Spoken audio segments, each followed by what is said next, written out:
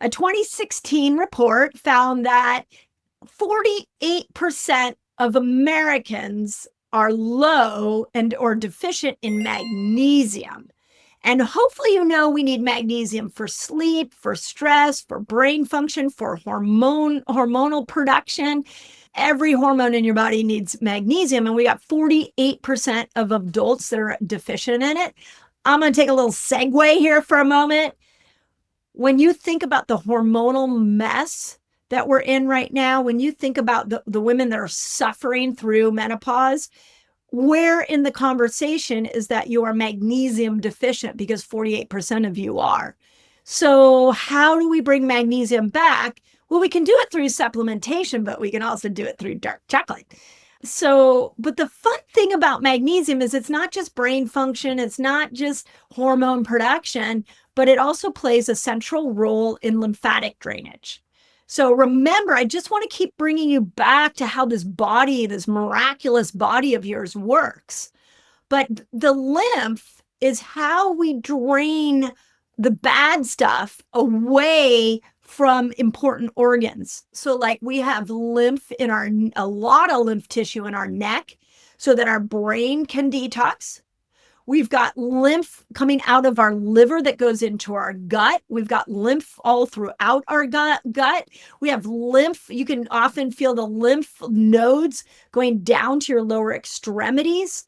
So lymph cannot be forgotten, and you need magnesium to get that drainage going out of the lymph so these organs can detox. When we're talking about these swollen legs, so much circulation and lymph movement has to happen in the legs, and it's really difficult to do if you're low in magnesium. So, and I really think a lot of lymph as being a part of the immune system. It's not separate from it. I just want to point that out. There's a 2023 review in the Journal of Health, Population, and Nutrition, and it found that magnesium deficiency impairs lymph drainage and making it harder for your body to keep fluid moving.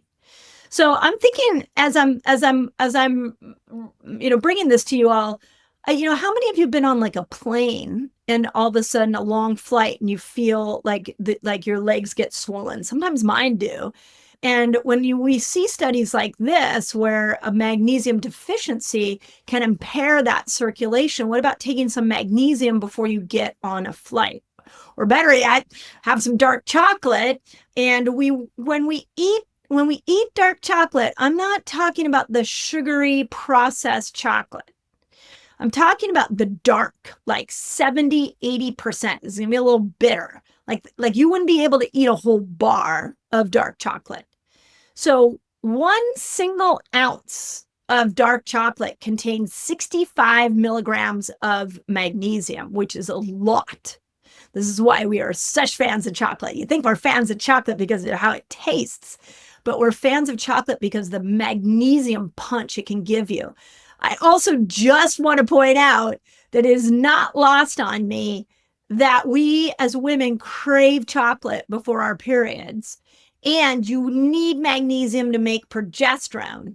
And I have often thought how miraculous that is of the human body, the female human body, to give us that craving so it can get that magnesium in.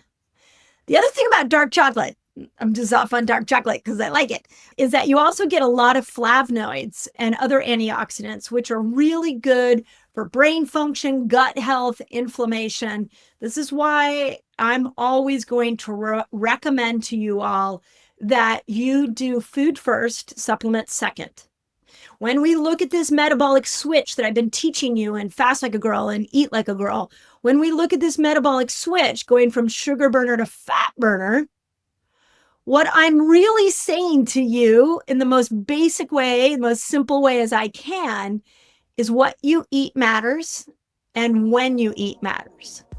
So if we're always putting it through the lens of eating foods that support health and tacking on these fasting windows so that we can tap into our own natural healing processes, you will find that year after year after year, you're getting healthier and healthier and healthier.